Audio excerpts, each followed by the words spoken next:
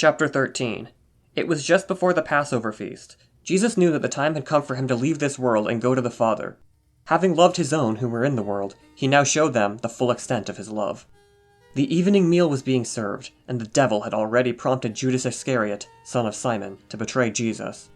Jesus knew that the Father had put all things under his power, and that he had come from God and was returning to God. So he got up from the meal, took off his outer clothing, and wrapped a towel around his waist.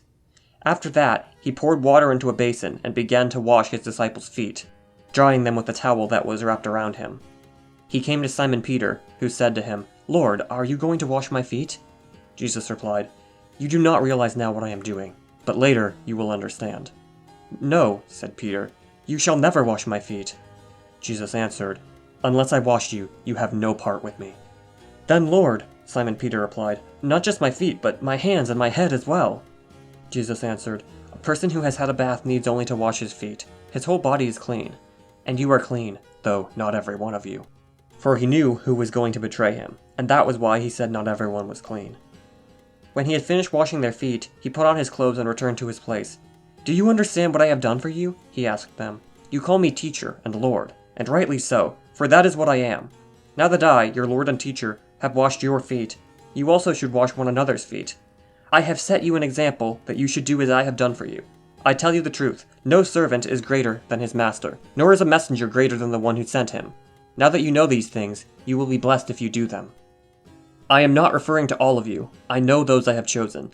But this is to fulfill the scripture. He who shares my bread has lifted up his heel against me. I am telling you now before it happens, so that when it does happen, you will believe that I am he.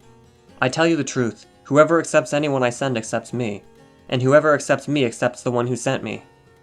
After he had said this, Jesus was troubled in spirit and testified, "I tell you the truth, one of you is going to betray me." His disciples stared at one another, at a loss to know which of them he meant.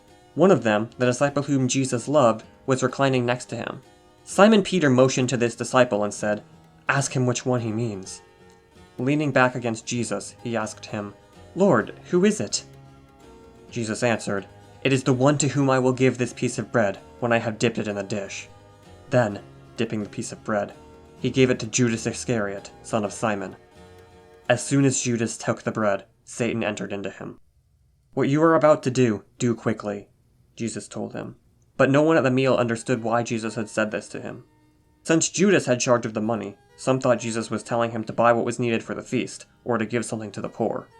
As soon as Judas had taken the bread, he went out, and it was night. When he was gone, Jesus said, "Now is the Son of Man glorified, and God is glorified in him. If God is glorified in him, God will glorify the Son in himself, and will glorify him at once.